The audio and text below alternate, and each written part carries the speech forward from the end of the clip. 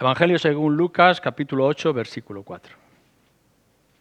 Juntándose una gran multitud y los que de cada ciudad venían a él, les dijo por parábola: el sembrador salió a sembrar su semilla y mientras sembraba, una parte cayó junto al camino y fue hollada y las aves del cielo la comieron. Otra parte cayó sobre la piedra y nacida se secó porque no tenía humedad. Otra parte cayó entre espinos y los espinos que nacieron juntamente con ella la ahogaron. Y otra parte cayó en buena tierra y nació y llevó fruto a 100 por 1. Hablando de estas cosas, decía a gran voz: el que tiene oídos para oír, oiga. Y sus discípulos le preguntaron diciendo: ¿qué significa esta parábola? Y él dijo: a vosotros os es dado conocer los misterios del reino de Dios, pero a los otros por parábolas, para que viendo no vean y oyendo no entiendan. Esta es, pues, la parábola. La semilla es la palabra de Dios, y los de junto al camino son los que oyen, y luego viene el diablo y quita de su corazón la palabra para que no crean y se salven. Los de sobre las piedras son los que, habiendo oído, reciben la palabra con gozo, pero estos no tienen raíces, creen por algún tiempo y en el tiempo de la prueba se apartan. La que cayó entre espinos, estos son los que oyen, pero yéndose son ahogados por los afanes y las riquezas y los placeres de la vida y no llevan fruto.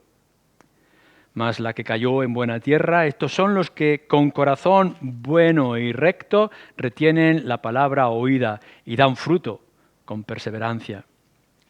Nadie que enciende una luz la cubre con una vasija, ni la pone debajo de la cama, sino que la pone en un candelero para que los que entran vean la luz. Porque nada hay oculto que no haya de ser manifestado, ni escondido que no haya de ser conocido y de salir a la luz. Mirad pues cómo oís, porque a todo el que tiene se le dará, y a todo el que no tiene aún lo que piensa tener se le quitará. Entonces su madre y sus hermanos vinieron a él, pero no podían llegar hasta él por causa de la multitud. Y se le avisó diciendo: tu madre y tus hermanos están fuera y quieren verte. Entonces, respondiendo, les dijo: mi madre y mis hermanos son los que oyen la palabra de Dios y la hacen. Habréis podido ver que la palabra o el verbo clave de todo el texto, de principio a fin, que hemos leído desde el versículo 4 hasta aquí, es oír. El verbo, la palabra, el concepto de oír, y oír la palabra, oír el Evangelio.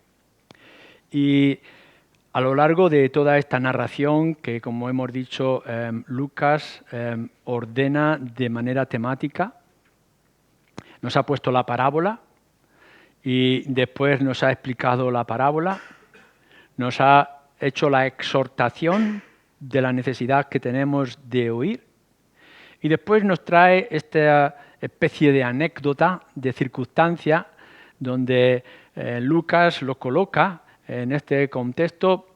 Es verdad que el Evangelio de Mateo, según Mateo y según Marcos, coloca esta cita con respecto a la familia de Jesús antes de la parábola, como si fuera otro acontecimiento, pero Lucas lo que va a hacer es colocar esta parte en el contexto de lo que está diciendo. Mi madre y mis hermanos son los que oyen la palabra de Dios y la hacen. Por tanto, hay una conexión en todo esto. Y nosotros nos centramos en esta tarde dentro de ese contexto acerca de la familia y la familia espiritual de nuestro Señor Jesucristo, no por lo que nosotros podamos intuir, sino por lo que Él de manera directa está expresando en ese momento, ya sea Evangelio de Mateo, Marcos o aquí o Lucas, independiente de qué contexto lo coloquen. Y no es la única vez, sino que a lo largo del Evangelio de Lucas encontraremos otros acontecimientos que también van en la misma línea. Lo primero que tenemos que tratar entonces en esta tarde es la cuestión de la familia de Jesús. y nos referimos a la familia natural, sanguínea de nuestro Señor Jesucristo. Cuando Él vino a este mundo, no apareció de forma mágica o extraordinaria con su cuerpo en medio del desierto como estamos acostumbrados a ver en algunas de esas películas, sino que nuestro Señor Jesucristo nació en un contexto familiar. Y podemos ver, no muchas, pero algunas de las circunstancias de su vida familiar. Y entonces ya sabemos que la Iglesia de Roma ha restaurado o cambiado todo el concepto que nosotros tenemos con respecto a nuestro Señor Jesucristo y a la familia y la importancia de la familia. Y hay un gran debate, o lo ha habido a lo largo de la historia, por la terquedad del corazón humano acerca de los hermanos. Alguien se acerca al Señor Jesús en medio de la multitud. Habría mucha gente en esta enseñanza, en este momento de nuestro Señor Jesús, y no podían llegar de manera fácil la madre y los hermanos. Y alguien le dice, aquí tus hermanos están fuera. Y entonces lo que la gente está diciendo a lo largo del mundo es quién eran estos hermanos. Y se ha intentado dar diferentes explicaciones, todas ellas banales. Como no sea que aceptemos literalmente lo que la palabra de Dios nos está diciendo. La palabra adelphos, que es de donde viene la palabra hermanos, y fijaros bien, tenemos que aclararlo, no viene la palabra parientes, que viene en otro lugar. Si vais al capítulo 2, versículo 44, donde nuestro Señor Jesús parece que se pierde y lo encuentran en medio de sus parientes, los familiares que también habrían ido al templo a adorar, y es donde nuestro Señor Jesús lo podemos ver con los sabios. Ahí viene la palabra parientes. Si Lucas hubiera querido señalar que los que quieren ver a Jesús en este momento eran los parientes, podría haber utilizado esa frase, esa palabra, esa definición. Pero dice hermanos. Otros entonces están diciendo, bueno, posiblemente no eran los parientes, pero podrían ser los discípulos. Porque es verdad que en algunos lugares se nos llama los hermanos, ¿no? Y por tanto podrían ser los hermanos de Jesús en el sentido espiritual. Pero claro, tenemos un problema serio porque en el Evangelio según Juan, en el capítulo 7, versículo 5, nos dice en cierto momento de que ni aún los hermanos creían en él. En un conflicto familiar a la hora de salir al público el Señor Jesucristo a proclamar el reino. ¿Cómo podrían ser discípulos si no creían? Por tanto, entendemos que los que están aquí con María no eran meros discípulos que acompañaban a María, porque los discípulos creen en el Señor Jesucristo, pero los hermanos no creen en el Señor Jesucristo, al menos en este momento. Y otra explicación que han intentado dar era, bueno, pues en realidad eran hijos de José, pero no eran hijos de María. Es decir, que cuando José se casó con María ya era viudo, ya tenía hijos mayores, pero la Biblia guarda silencio. Y guarda silencio con respecto a José y otra posible familia o otro posible hijos que pudiera tener. Y no podemos introducir nada de lo que la Biblia ya está diciendo. Por otra parte, en el contexto familiar que se nos presenta, y más a la hora de nuestro Señor Jesucristo morir, podemos ver que Jesús era el primogénito y por tanto era el que tenía la principal responsabilidad con su madre, no el resto de los hermanos, aun cuando fuera su madrastra. Por tanto, todos los intentos de explicar que se han dado para quitarle hermanos naturales, sanguíneos, a nuestro Señor Jesucristo, fracasan a la luz de las Escrituras. Y tendremos que decir que los que están aquí queriendo ver a nuestro Señor Jesús son realmente su madre y sus hermanos. Porque lo que sí también nos aclaran los evangelios es que la familia de Jesús, la familia natural, eran conocidos. En cierto momento, cuando también se presentan María y los hermanos, el Evangelio nos dice, pero de la gente hablando, ¿no? ¿Es este el carpintero? No conocemos a sus hermanos, e incluso nos dan los nombres. Y también nos dice que tenía hermanas. Todo una sorpresa para aquellos que quieren mantener la virginidad eterna de la Virgen María, que se contrapone claramente al texto, el contexto que nos está diciendo. Pero era una familia conocida. Lo que sí sabemos es que era una familia sana, porque en el momento en que se presenta el mensaje de que va a nacer el Señor Jesús, podemos ver a José, el padrastro, que es temeroso de Dios y confía en todo el mensaje que recibe de parte del cielo. Y María no solamente era temerosa también, esperando el reino y las promesas de las Escrituras, sino que además varias veces nos dice que los acontecimientos sorprendentes que estaban viniendo acerca de Jesús, que quizá ella no podía comprender, lo que sí hacía era guardarlo todo en su corazón. Así que podemos pensar que no era una familia desestructurada, conflictiva, mundana o simplemente religiosa, tradicional, sino que la familia donde nuestro Señor Jesucristo creció fue una familia espiritualmente sana.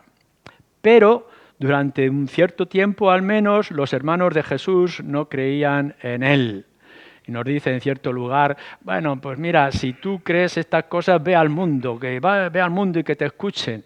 Y en cambio en otros momentos dice, está fuera de sí, vamos a ver si lo podemos tomar y sacarlo de todas estas cosas, como si consideraran sus hermanos que su pobre hermano Jesús estuviera loco. Entonces hay una gran incredulidad y resistencia aún a pesar de las evidencias. Pero lo que sí descubrimos es que el mismo Lucas, en su segundo libro, que es el libro de Hechos, nos dice entonces que cuando estaban en el aposento alto estaba María y sus hermanos. Y por tanto consideramos que los hermanos llegaron después de la resurrección a llegar a creer en la naturaleza divina de nuestro Señor Jesucristo. E incluso podríamos llegar a considerar que 2 de las cartas fueron escritas por sus propios hermanos, la de Judas y la de Jacobo. Todo esto nos hace pensar que nuestro Señor mantuvo y tuvo una buena relación, no ha buscado romper con su familia porque fuera incómoda en las cosas espirituales, sino que, como nos dice también el principio, nuestro Señor Jesús tiene que envolverse en las cosas de su Padre.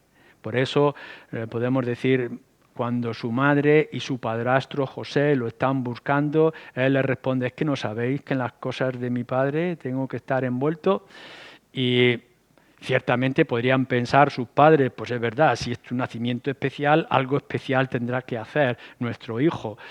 Pero aún así sus padres no lo entendían. Pero el Señor Jesús desde la infancia ya le estaba diciendo a sus padres que llegaría el momento en que tuviera que salir al mundo a proclamar el Evangelio. Por otra parte, también nuestro propio texto nos está diciendo que en ninguna manera podemos considerar que María tuviera un poder paralelo, ni siquiera influyente, que pudiera cambiar el ministerio, los tiempos y las formas de nuestro Señor Jesucristo. Si fuera lo que se dice hoy que es María a nivel de iglesia nacional o internacional o católica, etcétera, ciertamente podría haber llamado a su hijo y podría haberse acercado a él o podría haber influido en la multitud que estaba a su alrededor, pero esta imagen de María no la encontramos en ningún lugar. Únicamente cuando se nos dice en el Evangelio de Juan que estaban en unas bodas y que María se da cuenta que en las bodas falta el vino, entonces se acerca al Señor Jesús, a su hijo, y le dice, oye, ¿no te has dado cuenta de que no hay vino y no te metas, mujer? Y lo único importante, crucial, bíblico como principio que nos da el ejemplo de María es que en esas circunstancias lo que puede decir María es hacer lo que Él os diga. No hay nada más. No podemos señalar ni destacar absolutamente nada en absoluto de otro tipo de paralelo, de influencia externa o grande que pudiera tener María. Más adelante nos encontraremos y llegaremos en cierto momento a otra narración del Evangelio de Lucas, donde nos dice una mujer quizá un poco alterada: bendita los que te dio los pechos que mamaste y la mujer que te trajo. Bendita sea María. Bienaventurada María. Y nuestro Señor Jesús responde de esta manera: más bienaventurados son aquellos que creen la palabra. Así que nos superamos cuando nosotros podemos llegar a creer en el Evangelio por medio de la fe. Lo importante que nuestro Señor Jesucristo va a destacar en este pasaje y en ese otro pasaje de Lucas y en otros lugares de las Escrituras es que los lazos naturales para nuestro Señor Jesucristo no era la prioridad, sino que se desprendió de todo absolutamente por causa de la salvación nuestra. Aunque se preocupó, por supuesto. Podemos ver a la hora de la muerte, y es interesante también que se pueda considerar en el Evangelio de Juan, que cuando nuestro Señor Jesús va a morir desde la cruz, no encomienda a su hermano segundo mayor para que tome responsabilidad de su madre, sino que le dice a su discípulo Juan: he aquí te entrego a tu madre.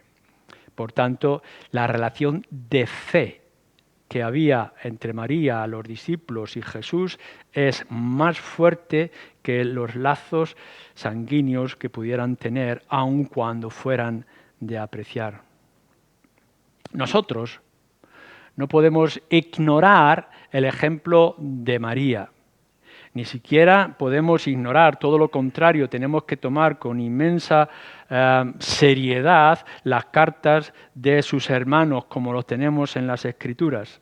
Tendremos que reconocer tanto los méritos de María, como guardaba las cosas en su corazón, como nos indicaba que fuéramos a hacer todo lo que nuestro Señor Jesucristo tiene que decir, como fue una más en la iglesia que se iniciaba en Jerusalén, en ese momento crucial, y la importancia que se da a los discípulos que salen con el Espíritu a proclamar el Evangelio. Todas esas lecciones que nosotros vemos de humildad, de carácter, de actitud, de corazón, de María, tienen que ser un ejemplo de nosotros.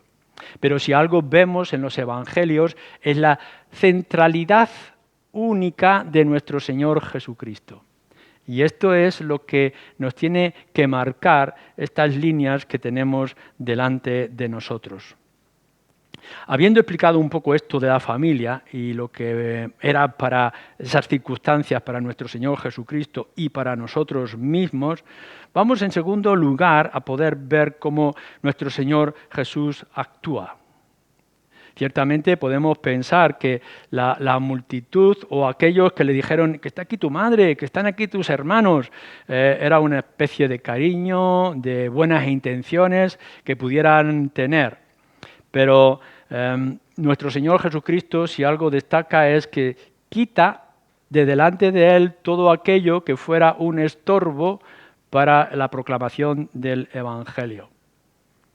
No hubiera habido nada malo a nuestros ojos que nuestro Señor Jesús hubiera hecho pasar a su madre y dijera: aquí mi madre, cuánto la quiero, le doy un beso, y aquí mis hermanos, son un poco cabezones con respecto al Evangelio, pero están aquí, vamos a hacer algún milagro. No, pero que lo que hace es poner la mano, rechazarlo al momento, señalar a los discípulos, señalar a su mensaje y decir: el que cree o el que teme o el que oye el Evangelio, estos son mi madre y mis hermanos.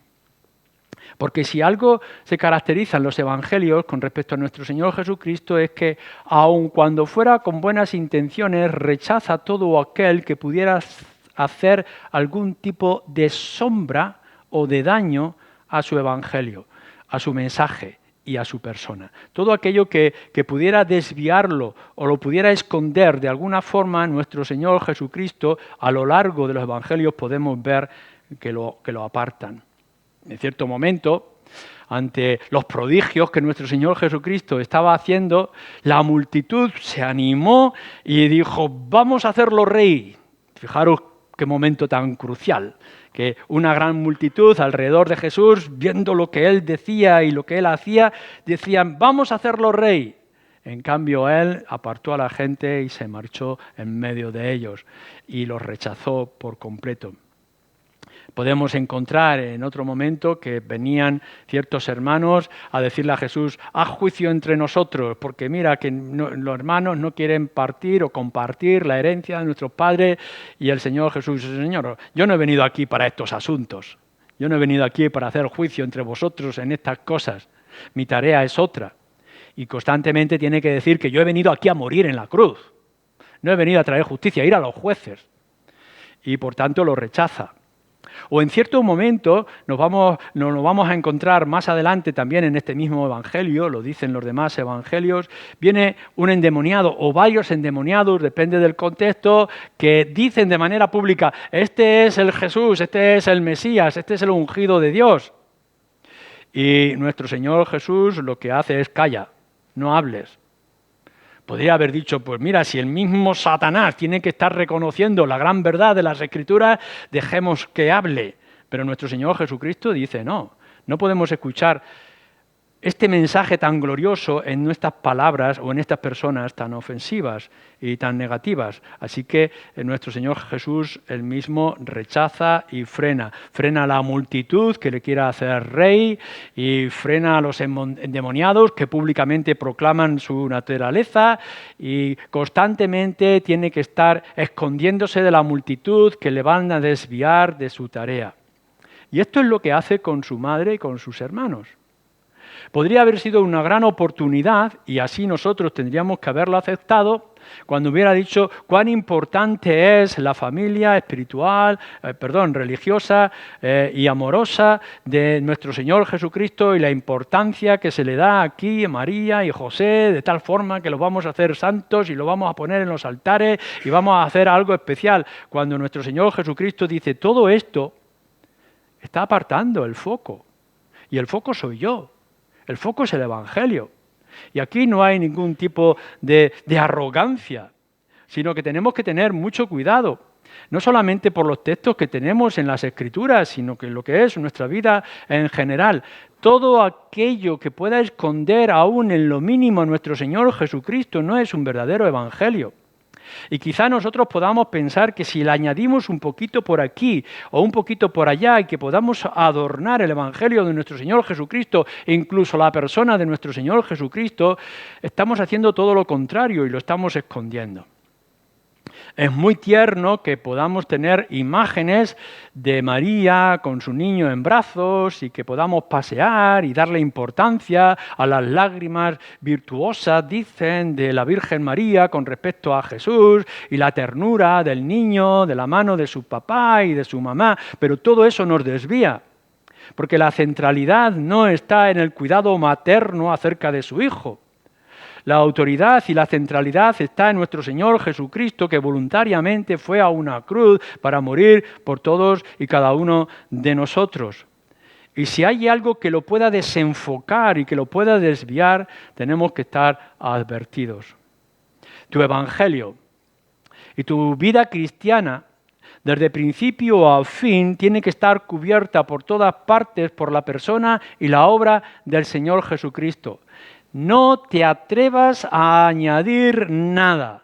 Por supuesto, no puedes quitarle nada del Evangelio y de la persona del Señor Jesús. Pero es que nuestro Señor Jesucristo no necesita absolutamente nada que su familia, las multitudes, endemoniados o tú o yo podamos añadirle. Él es más que suficiente. Y si somos capaces de centrar toda nuestra mente, toda nuestra pasión del corazón y todas nuestras acciones en la persona de Jesús, estaremos en el buen camino. Él, y solamente Él es la luz, solamente Él es el camino y es la verdad y es la vida. No podemos ir, no podemos necesitar, no necesitamos nada en absoluto, sino tener nuestra certeza de que descansamos en Él por completo. ¿Es esto así? Pero no solamente esto. Hay algo más extraordinario en las palabras de nuestro Señor Jesús. Él dice: mi madre no son ellos ahora. Lo importante no es mi madre, mis hermanos. Y hace esta afirmación: Mi madre y mis hermanos son los que oyen la palabra de Dios y la hacen.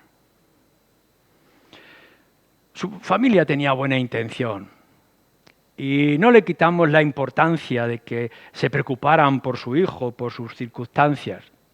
Y puede que nos parezca un poco así como agresivo o despreciativo.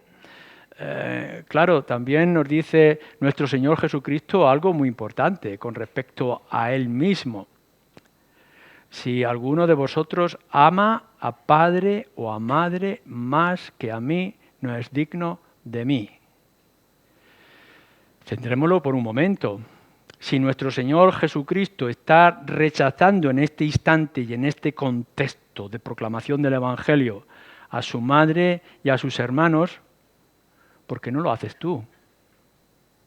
No está diciendo cuando debemos de aborrecer o de amar menos a nuestros padres y a nuestras madres y a nuestros hermanos y a nuestra familia y a nuestros amigos, que los despreciemos, los insultemos o los consideremos endemoniados o que vengamos a un lenguaje agresivo.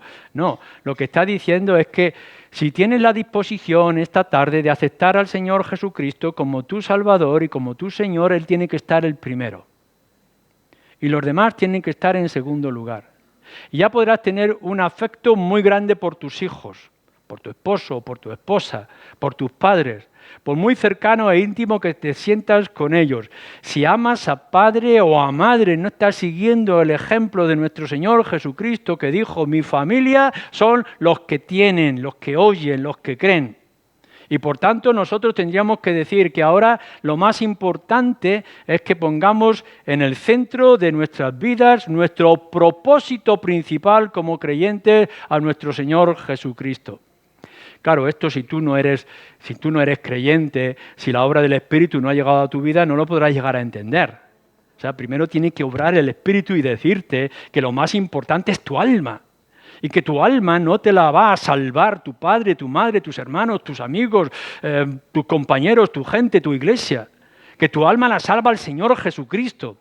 Y hasta que no entiendas que Él es el que tiene que tomar el control de tus entrañas y de tu persona, no podrás comprender que todo lo demás ha de quedar en segundo lugar. Pero no solamente eso.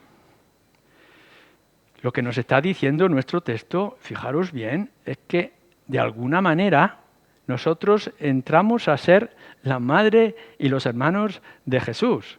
Porque esto es lo que dice el texto. Mi madre y mis hermanos son los que oyen la palabra de Dios y la hacen. ¿Qué es lo que significa esto? Bueno, pues lo podemos ver en otros lugares. Si vais al Evangelio de Juan, capítulo 1, versículo 12, dice que todos aquellos que creen serán considerados, declarados hijos de Dios. O sea, el Evangelio que tú estás creyendo, que yo te invito a que creas y que lo hagas tuyo, no es que simplemente te salva del infierno, que ya es bastante. En el momento en que tú pongas tu confianza en el Señor Jesús, el fuego del infierno ya no tiene poder sobre ti porque la mano del Señor la frena. Su obra en la cruz te va a redimir de todos y cada uno de tus pecados y te va a traer como si fuera justificado delante de Dios el Padre. Gloria sea por esta salvación tan extraordinaria. Pero es que no solamente hace esto Jesús, sino que además nos añade que en el momento mismo en que nosotros creemos en el Señor Jesucristo, entramos a ser parte de la familia espiritual del Señor Jesucristo. Fijaros lo que dice Pablo en Romanos, en el capítulo 8, versículo 17, que ahora nosotros somos herederos y coherederos con el Señor Jesucristo. Fijaros lo que eso significa. Cuando nuestro Señor Jesús aquí, de una manera aún muy pronto en su vida y en su ministerio, los que creen en mí serán ahora mi familia.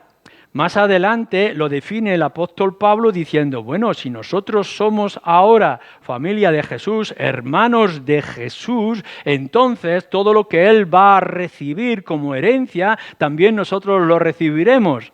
Por supuesto, no somos iguales que el Señor Jesucristo. Nosotros somos salvos por redención, Él es salvo por naturaleza y por carácter y por obra y por lo que consiguió Él mismo en la cruz. Pero ahora Él nos toma de la mano y nos hace hermanos suyos y por tanto somos coherederos con Él. Llegará un momento, fijaros bien lo que esto está implicando. Llegará un momento en que el Señor Jesucristo va a recibir toda la gloria y toda la majestad cuando Él traiga a todos sus enemigos y los ponga delante, así lo dice Apocalipsis, delante del trono y le diga al Padre, aquí está, soy vencedor. Eso es lo que va a hacer. He vencido a todos mis enemigos, a Satanás, a la muerte, el pecado y al mundo entero. Aquí están bajo mis pies y bajo el trono. Y entonces dice que Dios el Padre le dará al Señor Jesucristo todas las cosas. Y entonces Él será Rey de reyes y Señor de señores. Pero nosotros los creyentes somos coherederos con Él. Seremos parte de esos reyes y seremos parte de esos señores. Porque a la vez que va a recibir Él toda la victoria y toda la alabanza y toda la gloria por lo que ha conseguido sobre sus enemigos, nosotros somos arrastrados con Él y por tanto recibiremos también grandes cosas que no merecíamos, pero que el Señor Jesucristo ha ganado por nosotros. En el Efesios capítulo 3, versículo 6, nos dice que somos coherederos y copartícipes. Por tanto, claramente nuestro Señor Jesucristo tiene que decirnos, es necesario que yo me vaya, me marcharé del medio de vosotros, pero voy a ir a preparar moradas para vosotros en la casa de mi Padre. Y entonces nosotros ahora lo entendemos. Aquí lo glorioso es que Él ha conseguido, por la manera en que lo está manifestando, ha conseguido que pobres pecadores como tú y como yo podamos llegar a comprender y a descansar y confiar plenamente en la persona del Señor Jesucristo, que no solamente nos regala la salvación, librándonos del infierno y justificándonos delante del Padre, sino que nos toma con Él y dice, estos son míos, y ahora donde yo voy a morar, ellos también morarán. Quizá la misma familia de Jesús en ese instante no pudieron entender todo aquello que estaba significando, y ni siquiera la multitud, y ni siquiera los discípulos pudieron llegar a comprender todo lo que el Señor Jesús estaba encerrando en estas palabras. Pero tú y yo tenemos la Escritura, y tenemos los Evangelios hasta el final, en la resurrección, en la victoria del Señor Jesús, y tenemos las cartas del apóstol Pablo, como he leído, de Romanos, de Efesios, y tenemos el libro de Apocalipsis. Y podemos tener la certeza de que el gran privilegio que nos da el poner la fe en la palabra del Señor nos va a traer todas estas grandes bendiciones. Lo importante que nos dice el Señor Jesucristo es que estemos enlazados, unidos, pegados a la persona de nuestro Señor Jesús. Pero ¿cómo podemos llegar a ser a esto? Que nos dice que dejemos a un margen a mi madre, mis hermanos que están ahí, pobrecillos, es verdad, estarán con sentimientos acerca de mí, pero ahora vamos a dejarlos a un lado, porque aquí lo importante sois aquellos que, dice, oyen la palabra de Dios y la hacen. Porque veréis aquí la salvación, el regalo del cielo y de la eternidad y de ser parte de la familia de Dios no es por sangre, no es por raza, no es por nada natural que nosotros pudiéramos hacer, pobre de nosotros, si pudiéramos hacer algo seguramente lo estropeábamos al final, sino todo lo que tenga que hacer es por la persona de nuestro Señor Jesucristo. El contexto que tenemos en Lucas es el de oír, todos aquellos que oyen, o en otros evangelios dice los que guardan, y más adelante hemos dicho de Lucas que dirá que es el creer. Pero esto es el contexto que estamos viendo en estos días. Fijaros bien, cuando nosotros vamos a la parábola, nos dice, los que cayeron en el camino son aquellos que oyen la palabra, pero no les hace efecto. Los que caen entre las piedras son los que oyen, pero les dura poco. Los que están entre medio de las malas hierbas son los que oyen, pero la aplastan. Pero constantemente está diciendo oyen, oyen, oyen. Porque es importante que entendáis esto, que lo entendamos cada uno de nosotros en esta tarde. Mirar, si queréis formar parte de la familia de Dios con todos los beneficios que eso va a traer a vuestra vida por toda la eternidad, tenéis que empezar por oír la palabra de Dios. Porque no es por otra cosa. Cuando nos dice el apóstol Pablo también que es por la predicación de la palabra. Te está dando Dios una oportunidad ahora, aquí, en este lugar, o aquellos que están escuchando, de que puedas oír la palabra de Dios.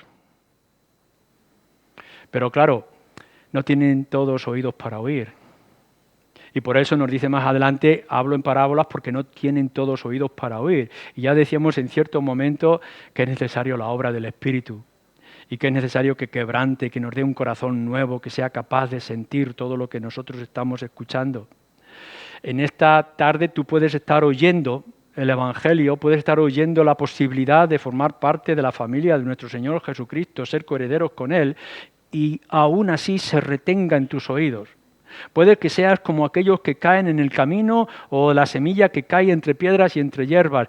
Roguemos al Señor para que tu corazón sea tierra tierna y preparada para que puedas recibir este Evangelio. Óyelo, pero no oírlo con un mero entretenimiento o una mera emoción. Oye el Evangelio, mira las promesas, mira la esperanza que se te está ofreciendo. Haz que sea una obra del Espíritu, ruégale, roguemos todos para que esto pueda ocurrir. Porque nos dice también,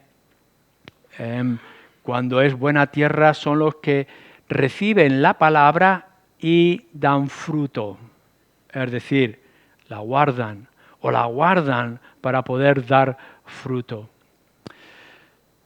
Si estás entendiendo bien lo que yo estoy diciendo esta tarde, si te estoy diciendo, y creo ser lo suficientemente claro, y si no puedo hacerlo aún más claro si queréis, es que tienes que creer en el Señor Jesucristo para que tus pecados sean perdonados.